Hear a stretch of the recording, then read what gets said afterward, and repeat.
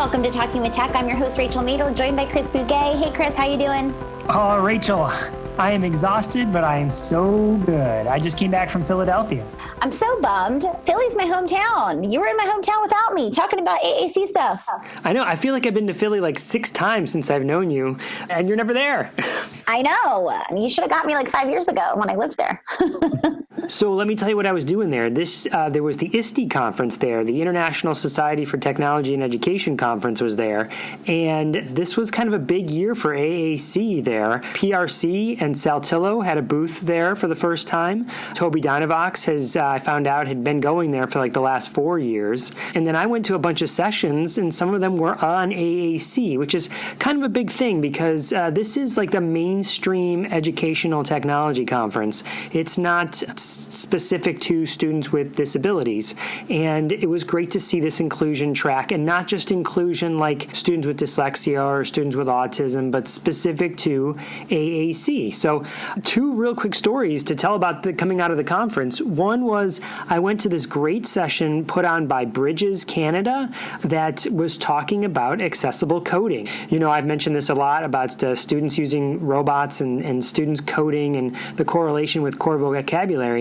And here they were trying to build, and first they did a whole session about it where they had all these different robots and you could play with them and try and code the robots. And it wasn't really about core vocabulary so much as just students with significant cognitive impairments learning to code. But then they showed an accessible controller that they're trying to put together, that they're trying to make. So they have a prototype now that is just a web-based version. So the idea being that, you know, the way I talked about coding is that the AAC user would be maybe giving someone else commands like go, turn, stop, either 1 to control the robot or 2 to control their communication partner to do the coding themselves, like move the blocks, put it here, put it there, put it on top. And that's how I thought it might fit together. And of course, I would love it for the AAC user to be actually doing the coding themselves, but sometimes they have comorbid conditions where they might have difficulty accessing the actual physical coding, you know, hitting the keyboard or coding in that direction. You know what I mean? And so one way you would do that is they could still do it, is they could work with a communication partner. But what these people were doing is like, no, we can build something that's accessible so that you don't have to click and drag, for instance. You could click on a right arrow and then click where you want that right arrow to go, like in a sequence, and then click on a up arrow and then click where you want that up arrow to go, and then click on a play button and then click where you want the play button to go, so that when someone hits the play button, it will do the first arrow and then the second arrow, and it'll drive the robot in that direction. And so they were building, like I said, this accessible controller, which was just awesome. It was just such a good, okay, someone's working on this, you know, like it's an idea that I had known. And of course, there's people working on coding and robots, but here was someone working specifically on people with access issues and people who use AAC and merging it all together to make this truly inclusive experience. And it was just a great thing to have. That is amazing. And I just love to hear that's the way that education is heading, right? To be more inclusive. That's the best thing about this story, is that everyone is starting to think about that lens, kind of through a like universal design perspective, which is so cool. That's the way that we should be thinking about technology, you know, because these types of things, they help everybody, and especially, you know, students with disabilities. But that's awesome. What's your other story? I'm so intrigued. So the other one just sort of piggybacks off on the second one, and it's how to bring different people together. So you know that we've had Jane Odom on the podcast in the past, and she was there because she was there. She works for PRC, and she was there at the conference. And so I ran into her, and I had actually have been having conversations about doing sessions about coding at different conferences coming up. You know, we put in proposals together. So we were talking about this, and I was telling her what I just told you and what I was just sharing with everybody here on the podcast. And she's like, well, I got to meet these people. Like, she had not met the people from Bridges Canada. And I said, well, I don't really know them either. I was just in their session, but come on over. So there was a space there called the Inclusive Learning Playground that I got to man one of the tables Channels with a couple other people, and the Bridges Canada people had a table. So I brought Jane over and introduced them, and then she was working with the actual developer. She was talking to him. One of the brilliant things about a conference, really any conference, is not necessarily the content that you learn, but the connections that you make with other people. Put the two right people in the right room together, and I can just see the sparks flying. Like the developer was like, well, you know people that need to use something like this, and I'm trying to develop something like this, and I'm not sure the way I'm developing it. I need authentic feedback, and you know people who could give me authentic feedback, and they just started riffing off each other, and it was just a great thing to see. And it's kind of a heartwarming story just to say that these conferences really are a great way to bring people together. Yeah, and we've kind of said this before on the podcast. I think it was Carol Zangari's episode, but it's really important to go up to those presenters afterwards. If you feel, inspired by something that they said, just going up and introducing yourself. I know I can probably speak for both you and I, Chris. I love having people come up afterwards and ask questions and tell me stories. And it's just like, don't be afraid to, walk up to somebody who presented at a conference and introduce yourself. And you never know what kind of opportunities may spark from the right connection with the right person. The best thing that we can do as professionals is try to make as many connections with people as possible, especially outside of our domain, right? I think that's one of the brilliant things is being able to connect with an app developer who maybe doesn't know a lot about children with disabilities or AAC, and being able to bring our expertise into what they're doing. So if we can all kind of collaborate in those ways, it just makes things really exciting. Absolutely. Now, you have a story to share too, don't you? Yes, and actually leads right into kind of what we were talking about. So last night, I was so excited. I was invited to an event. Jason Lembeck, who was on our podcast, he has created an app called Special X, and I was so honored to be invited to this dinner that he hosted last night. I sat around a table with some of the biggest names in LA as far as practitioners. There were developmental pediatricians, there were other speech language pathologists, just tons of professionals, all working with children with disabilities. And the event was amazing. It was really inspiring. We all kind of went around the table and we talked about, of course, who we are, but also why we do what we do. I think we so often focus on what we do and how we do it, but the most important thing is, why do we do what we do? Right. And that's what is the most engaging, right? And to hear why people got into the field that they're doing, how their career has followed a certain trajectory and it's been influenced by certain things. It's just so cool to listen to. And then, of course, we talked about technology. So we did this thing that was called roast or toast. And so we were talking about technology, and you could either do a roast, which was like something that was like a gripe of yours about technology, and just share a story where you were annoyed with technology or you think technology is bad. And then you could also choose to do a toast to technology. So I was, of course, waiting for my turn, and I was kind of going back and forth. I'm like, I have some roast, I have some toast. Like, what am I going to do? I realized that I'm more of a toaster versus a roaster. And so, of course, I shared a really impactful story about AAC and how, that technology really allows our children the capacity to connect with the world when otherwise they would have no outlet. So, of course, I ended up just sticking with toasting. But it was such a cool event because we all came from different backgrounds and we all left really inspired, really collaborative, all talking about, I have this client that I can refer to you, and I would love to sit in on, this social skills class that you're running. So it was just really cool. And I'm just really honored that I was invited. That sounds like an amazing event. Like you said, it is about networking and sharing resources together and sharing ideas and really getting out of just working with speech and language pathologists, like you said, getting to other professions, because that's where you can get even more fresh ideas.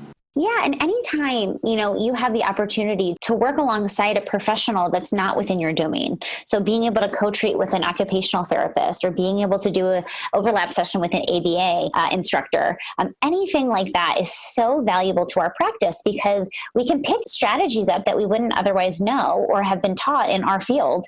And it really makes your approach more holistic. And if we can start supporting other domains during our sessions, think about how much progress can be made. The same way we want our communication strategies to be followed through, in all of the other practitioners' sessions.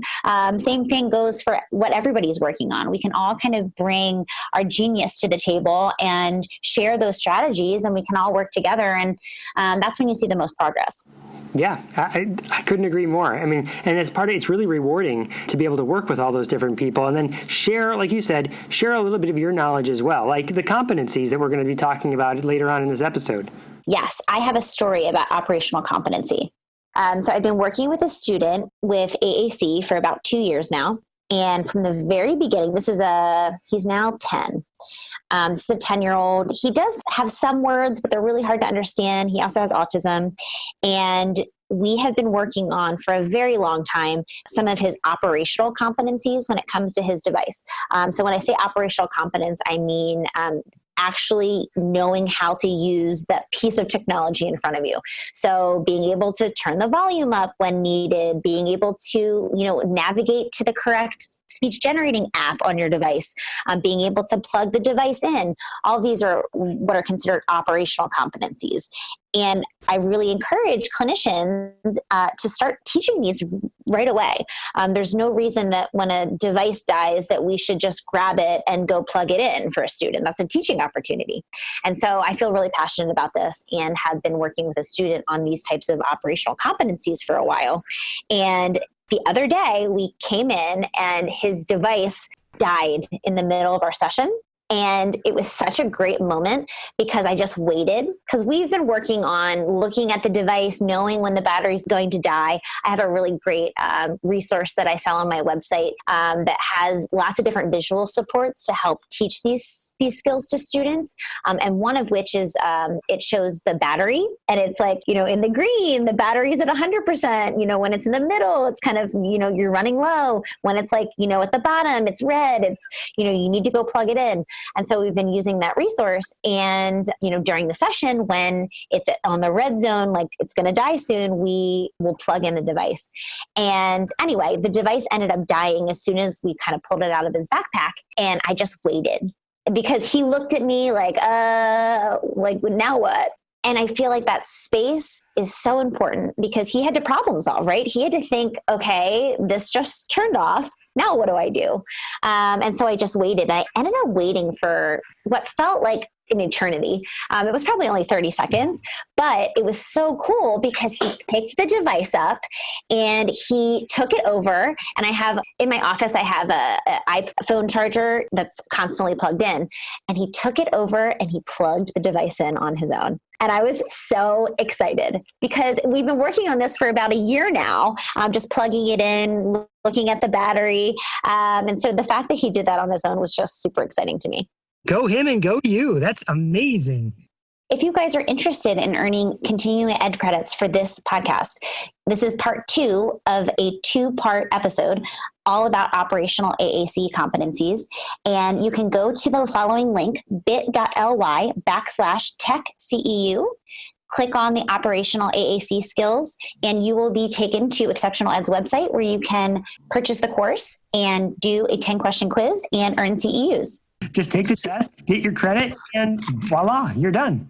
And if you guys haven't joined our Facebook group already, just search Talking with Tech and join the conversation. It's where we release all of our new episodes, and lots of people in the group ask questions. So be sure to join the group if you haven't already. So without further ado, let's listen to part 2 of the Golden Rules of AAC Competency.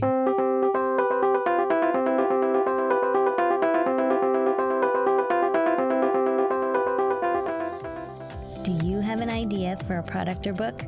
Or are you ready to go beyond in-service presentations? Well, how do you get started? And what if you don't have any business experience at all? Well, I have some great news for you. I'm Mei-Ling Chan, and I'm getting the nitty-gritty stories from parents, teachers, therapists, advocates, and people with disabilities who have created successful businesses, and they're sharing their intimate stories with you. Listen to us on the Exceptional Leaders Podcast and fast-track creating and building and sharing your idea with the world so that you can help more people.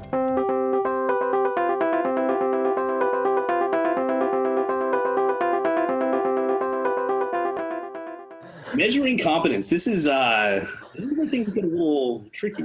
We'll say that usually you think of measuring a competency as like measuring anything else, that there's a series of actions you take. Well, so often when we think about measuring, and we think of it as the numbers, right? Some sort of qualitative measurement. Right.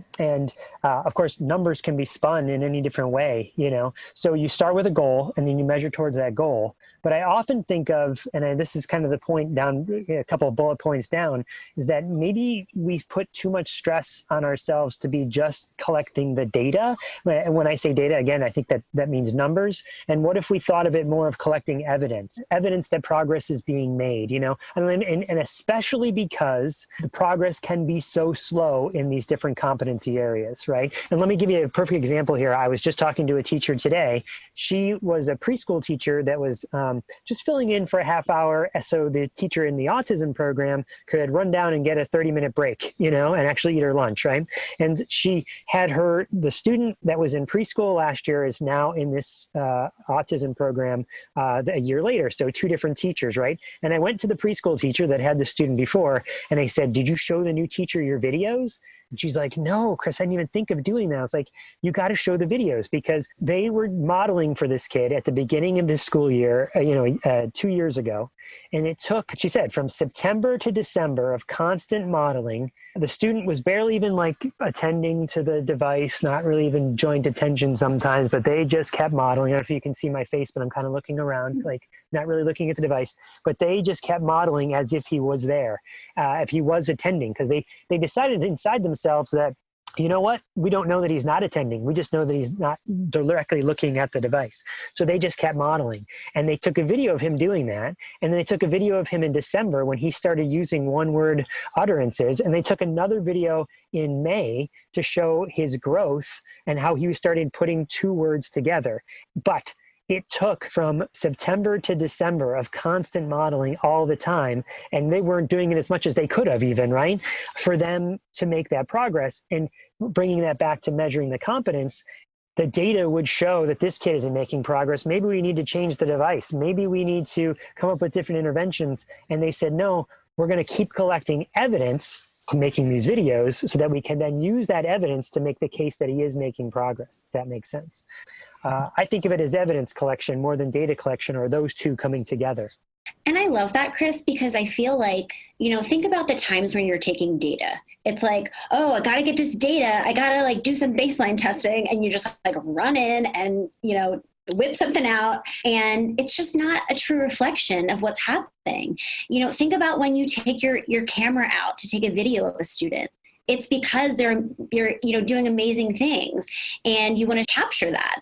And so I think it's a great idea to, like you said, collect evidence because it's a collection over time instead of one random snapshot that may or may not reflect what a student is capable of.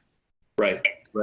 Yeah, we call that diachronic data, right? Looking over time. And which is great. And that's well and good. The issue that I've seen in schools with that is that you will have maybe one SLP that collects all this wonderful evidence that is sort of subjective, right? And then is replaced the following year by somebody else who maybe has a different set of criterion. When I say these things, by the way, I'm deliberately being the devil's advocate in terms of making us think about these things. I think that everything that we're describing actually is great and it's wonderful clinical behavior. I'm not in the field, quote unquote, anymore. Right now I'm in industry. I need my monocle to say I'm working in development. But as a private practice owner for many years, what I did is we had video cameras in the room for intervention that streamed out to an iPad to the parents in the waiting room, which was partially my way of letting the parents still see what I'm doing without always being necessarily a distraction to the student, in the moment. But it also allowed me to build this big corpus of video evidence that then I could review afterwards, right? So I'm not sitting there making my little check marks. I'm watching it afterwards and collecting my data that way, which was enormously useful, but also kind of torture because then you get to see everything you did wrong in the moment every single day. But I mean, I guess what I'm saying is I like rich, thick information, right? Like having that data is much more meaningful to me than seeing someone's tally list of discrete trials after you. Lucas, you brought up a good problem about how their speech therapist moved to a different speech therapist, or the kid moves to a different speech therapist, and now they have different data sheets and they're doing it differently. On our podcast, Talking with Tech, Tech, we had Andrea Gardner and 2 clinicians from Australia. And what they said, just to get to it, is that they said, what we do is every year we have our teams use the same tool over and over and over again. They use the Tracy Kovach AAC profile, right? And so they just have the teams, and because you're using the same tool at least once a year, maybe your data collection sheets are different, but the team, the IEP team all together is working on that same system of collection, reflection, at least once a year. And speaking of another episode, Jill Center and Matt Baud came on to our podcast, and that was a big takeaway for me, was that reflection piece. And of course they work with communication partners, but it's really, I think it's such a great idea they talk about a pre-test and a post-test, and then reflection, I think, is the biggest part, right? Is being able to kind of digest what you just watched, and they talk about in the context of videos, and then being able to reflect, like, oh wow, look at all the progress that I've made over the last year. Because I think so often when we're in the day-to-day of everything, it's hard for us to step out of it and see, look how far we've come. And I can say that for, communication partners, for teachers, for myself, and also just for our students. Yeah, it's funny that we all went this direction talking about data collection, because I see in the chat here, that's what everyone is sort of talking about right now. So there's clearly a need for it. I mean, I love the idea of having the unified data collection tools across multiple SLPs or communication partners or whatever that might be. A lot of folks are asking for links or ideas on data collection that's not both for SLPs and then somebody here that's not SLP centric. We can see if we can send out some stuff. Obviously, also, folks, feel free to post into the chat anything that you already use. We do have a few resource links that we're going to share here in a minute. One of which is, an assessment that is explicitly oriented around this, which is the Dynamic AAC Goals Grid, which was developed actually in part by Vicki Clark, who's speaking tomorrow in this conference. So that's timely. But I mean, this is sort of the question, right? Is assessment and data collection. Can I throw out one other strategy here? And I'm just curious if anyone's doing this. Since we mentioned videos and collecting evidence, not just data, one thing that maybe the technology can help us with is taking that evidence and putting it in a shared location that follows a student from preschool to they graduate, right? A lot of schools are using now Google Drive, for instance, and so you could have this ongoing portfolio where you could put all of this information and it doesn't get lost. When that kid that I was talking about earlier gets to middle school, if things have not gone well based on I hope it doesn't happen to this student, but imagine, right? The middle school teacher going, that kid could never put two words together, right? We can't even imagine it. We were like, let's go back and watch the preschool videos where he absolutely was putting 2 words together. Something happened here that the system's not working right. But just some place to put everything, a collective bucket to put it all in. You know what I've done, Chris, is I've set up Vimeo channels. So with the family, of course, but you can make a private Vimeo channel where you need a password to kind of get into the channel. So it's not like broadcasting all over the internet, but it's a great way to track progress over time. And I just feel like we're such visual creatures, right? And seeing something in a video, it might take, 10 pages in a report, and it takes 10 seconds in a video.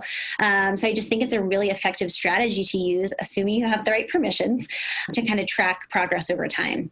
Tip on Purpa. You know what else? Let's take it one step further now. This is a little bit off, but could you imagine doing that if you were measuring the competencies for the communication partners? Right. It's like we do all this training, and then and it has to, again, Jill Center and Matt Baud, they really hit the nail on the head in our last episode, talking about how it has to be ongoing coaching, not just training. Right. And you follow a model, an 8-step model to help that. But how do we measure where the communication partners started and where they finished through this whole coaching model? Right. Which maybe brings us to, another question, which is there a difference between user competencies? We've been specifically talking about the user and the communication partner competencies. What do you think?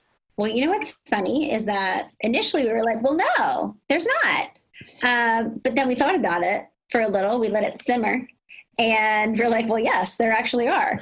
And I think it's just funny because I think we both kind of off the cuff, we're like, well, no, they're the same, not really kind of thinking through it.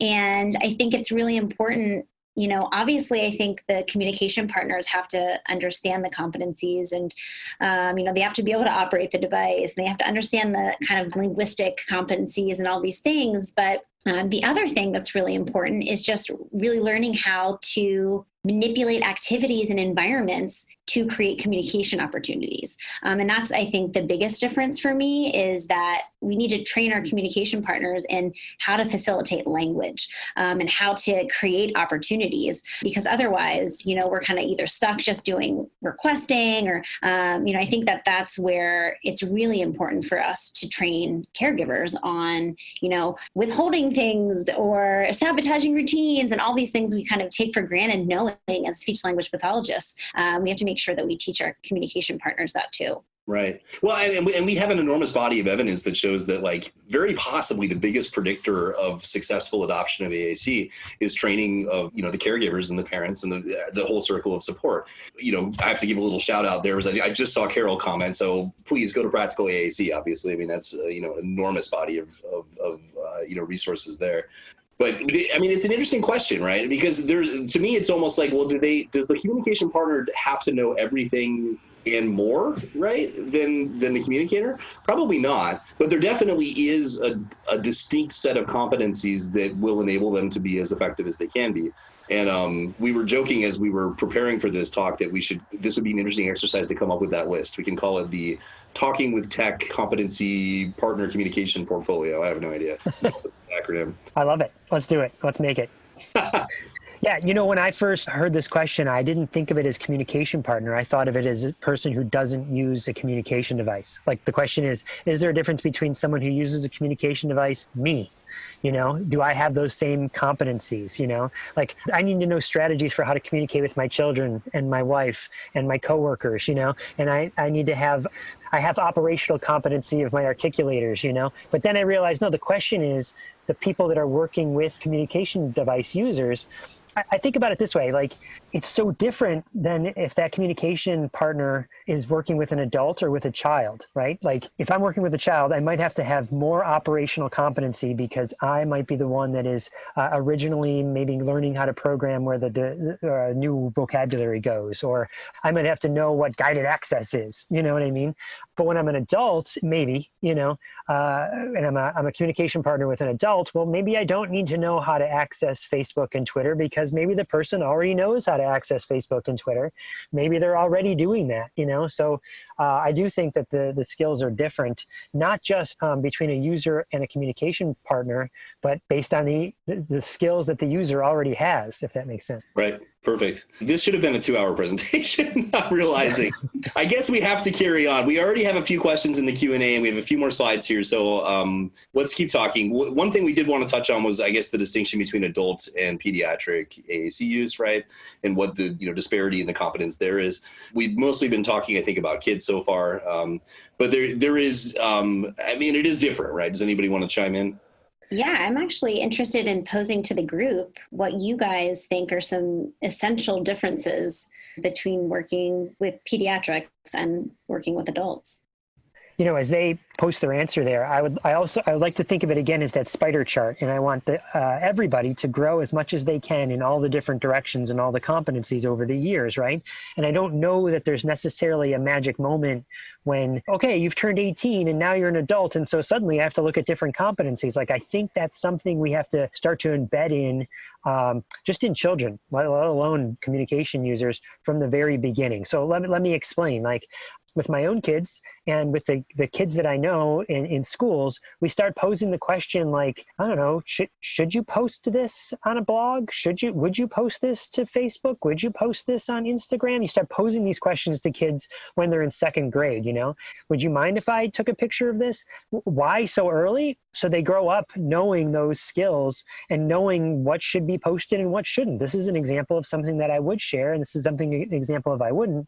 And I'm particularly looking at that blogging word right there on our slide, potential essential skill differences, blogging. Well, we don't want to build that skill once you're an adult. We build that from the very beginning, just like those operational competencies right from the very beginning. It's like, here, dude, this is your charger. This is where you plug it in, here's your strap. Here's how you hold it, that kind of stuff. A really practical strategy that I think is really important to start early on is think alouds. So I'm constantly thinking out loud with my students, and instead of just grabbing the device and plugging it in, it's like, oh look, pointing to the little icon that is flashing red, like about to die, saying, oh, it looks like the iPad is about to die. Like, we need to find the charger. Let's go get the charger. Now we need to plug it in. I think just giving context for why we're doing the things that we're doing is a really easy way that you can start with literally any student. I think that you can talk about the things that you're doing. I also see in the group adding vocabulary, and that is a strategy that I love using with kids. If there's not a word in their system, they're involved in the entire process as I'm going through it. It's like, oh, we don't have unicorn in here. Well, let's add a button. And I'm kind of talking about it as we're going. I let them choose what picture they want. I was just doing it today, and it didn't really match up, but I was like, you know what, this is your device. And if you want that photo, like, bring it on. I think that also gives kids autonomy. This is their voice, and they have a say in how it's set up and what pictures or icons that we use. So I just love that Kim added that to the group chat, because adding vocabulary is something that we should involve our students in. It's funny, the narrating of your sort of life experiences is something that I'm so used to doing that, like, it's become a joke in my family that I'll be with my wife and I'm like, let's go to the kitchen and see if we have more string cheese. Yum, yum. This one thing this always makes me think of also is the World Health Organization's International Classification of Functioning and Disability, right? The WHO ICF framework, which was all about access to activities of daily living, right? And these sorts of things that we want to afford to all of our students over time. And it goes back to what you were saying, Chris, of we don't want to teach blogging when you're 19, right? And we don't want to teach Instagram when you're 21. Like, these things we should be affording that access all through the lifespan, And it's interesting because there is obviously a hierarchy of needs in terms of the skills that need to be acquired. But, you think about what a typically developing child is able to do. I think about this all the time, right? Like, I work with a lot of students with Rett syndrome. And how often does a 17-year-old girl with Rett get to slam the door on her parents and say she's not going to clean her room, right? And so what we see instead is we see behaviors in the form of refusal or whatever else. And then it becomes this whole issue, and we're writing a behavior plan. And like, no, this is totally developmentally appropriate. We need to, I think, probably get started on some questions here. We have 9 minutes left. Maybe we have a few slides here. Oh, yes, resources. So we have the link here. I think I saw Carol shared it also for the DAG that I mentioned earlier. Of course, also the Talking with Tech podcast. If you are not yet tired of hearing us talk, there's 40 plus hours of that, so enjoy. And then also the Continuum of Language Expression, we have their links. So the Continuum of Language Expression, probably no one's ever heard of because we made it up a few years ago. This is specific to the linguistic domain, the linguistic competency. But the idea was that we felt like that there was all these different tools to measure language, and none of our teachers were really using them. Only speech therapists knew about them, and we wanted our teachers to know more about them. We also felt like we wanted to quantify it in some way. So myself, two other speech therapists, and a preschool teacher got together. We looked at all of these different tools, the communication matrix, a bunch of books on language development, and we tried to make our own skill list of what the earliest from like age 0 to 2 would look like, pre-Brown's, right? Grammatical morphemes. What would those skills look like? And we tried to make it like a survey that you could, as an IEP team, you could go through, which that link, if you clicked on it, would be to a Google Sheet, and you could fill it out and say like, okay, can the kid make one-word utterances? And then you rate it as either a nope, never heard it, a 1 is like sometimes, and a 2 is, yeah, they do it all the time. And by the end of filling that out together, 1, you would have gone through the process of thinking about language together as a team, especially early language development. And then you would also have some sort of score that you could then, at the end of the school year, kind of go through that same process again, and you'd see how many points you've jumped up, if you will. Have you helped the kid move up the scale at all? So that's what that tool is. Check it out. I am excited. I didn't know that you'd built that. That's amazing. See, we still learn about each other every day. Please go ahead and start typing in some questions. I do want to, we have a few in the Q&A that I'll read out if that's all right with you folks. You ready? Yeah, please. So this is, I think, a really important question that is relevant to this. This is from Marilyn. Why do we need to wait until our kids can show that they can press on yes or no or other buttons in order for an AAC device to be provided? How can they be able to learn to use a device if we don't expose them? My daughter, 18, has Kaiser. They will not fund a device until she's able to show a yes, no, and cause and effect. So Chris and I are both shaking our heads. I know, right? Sorry, Marilyn. We just don't agree with that idea. You know? We just don't. We know there are no prerequisites to AAC. This is we're busting myths. I feel like all day long I just bust myths, and this is one of them. You know, we don't need a yes no response on all of these things. I come into that a lot. I'm in private practice, and a lot of families come to me because same thing at school. Oh, well, they didn't get to a certain level of PECs, or, you know, they don't have a yes, no response, or, you know, what have you, fill in the blank. And I'm just like, listen, we're going to get started, and we're not going to let that stop us from getting started with AAC. And I mean, it's just, it just goes back to presuming competence too. And just knowing that through continuous modeling and teaching, that is how a child learns those things. It's through the process. We don't need to get there. It makes no sense to have to get there before we start teaching. Yeah, well, right. It's bizarre. I mean, the state by state standards and the insurance company by insurance company standards are widely variable, right? Across different geographies. And really, we're only talking about the U.S., right? I mean, if we go outside the U.S., it can be great or can be horrible. But in this question, Marilyn, you specifically referenced Toby Eyegaze. So I will, for a moment, put on my Toby hat and say I'll put my email address in the chat, and we will take care of you. We'll find a way to get this set up for you. Marilyn, I think something else to say that's kind of important is to understand that, especially since the title of this is in the new era of communication, like once upon a time, and maybe with Eyegaze it's still this way, but to get a robust communication system was thousands of dollars. So people really felt like there needed to be this justification of why you need to spend that much money, right?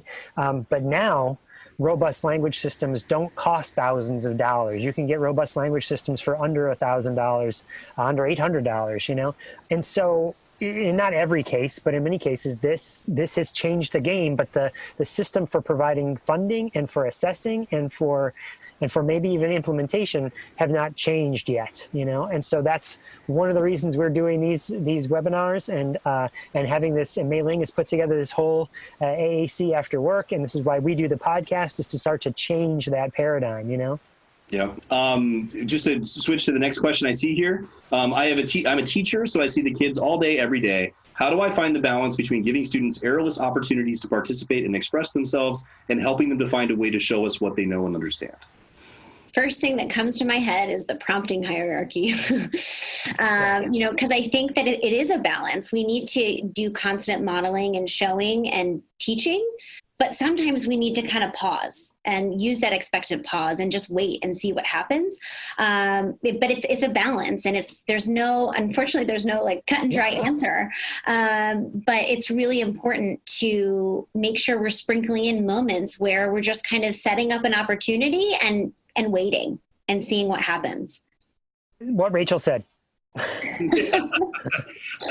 I put a link to a least to most prompting hierarchy chart that we often put up in the room. You know, we ask teachers to print this and then kind of put it up somewhere that they can see, so that everyone in the room can kind of start to learn what those prompts might look like, you know, and how you start from least and go to most. You know, one thing I guess I want to comment on that too, this is a little bit disparate, but we had one of the people that came on our podcast was Ava Sweeney, who's a woman with CP who is the lead consultant for Speechless, right? So it's, if you've watched the show Speechless, it's basically her AAC system that they use and these other things. And it was a really interesting interview. But one thing that she said in there that has really resonated with me is that we need to recognize the time that communication partners need for themselves, right? And I've thought about that a little bit in the academic context too, that if you realistically, you can't be on every moment of every day as a teacher with 30 kids in your classroom, and you need to kind of forgive yourself for that, right? So, I mean, there's a lot of things. I guess I'm not sure where I'm going from there, except for that I've been in that situation. I've gone home just sad every single night, and you can do your best, and it's never going to be perfect. But you provide those opportunities where you can get them, and then you teach and train everyone around you to also be effective communication partners and collect data. And that's really the only way we can, sort of build confidence. And the other thing that you just reminded me of, Lucas, is that I work with a lot of parents, a lot of moms actually, who have like severe mom guilt that they're not modeling enough, they're not doing enough. I say the exact same thing. Like, we're not always on. We're not always communicating. Right. We need downtime as human beings. So this expectation that we need to be talking all day and modeling all day, like, yes, like, do we want to err on the side of modeling more than less? Absolutely. But we need to be kind to ourselves and to make sure that we're supporting, these moms and these teachers that feel like they're not doing enough, because it's not realistic. This expectation that, every second of every day we need to be communicating with one another. Like, that's not realistic.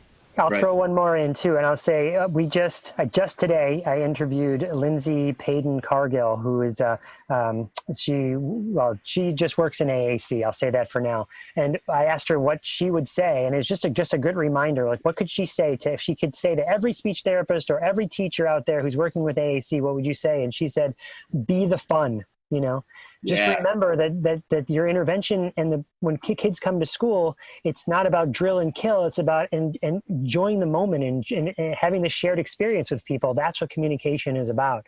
And so have fun with the kids, and if you have fun, then the rest of the learning should take care of itself. Right. Yeah. And if you don't talk about what they're going to talk about on the playground, then it's not going to generalize. Right. Yeah. Plus that way you get to talk about Pokemon all day, which is like my favorite thing. So. And Dungeons and Dragons. Okay, so we have these resources, and I will let everyone know that if you do want to get a course certificate, please make sure that you take the quiz. I also want to invite you to join the conversation on the Facebook group, Talking with Tech. And so you can post questions there, and Chris, Rachel, and Luke all have access to that. And so that's a great way to have kind of this conversation to go on, and then you can refer back to it or share it. So you can find them there. And then you can listen to the podcast either at Exceptional Ed, you can find them, or on iTunes, Google Play, Stitcher, wherever you listen to podcasts. So thank you so much for joining us. And we are going to end the session now. Everybody say good night. Bye. Goodbye.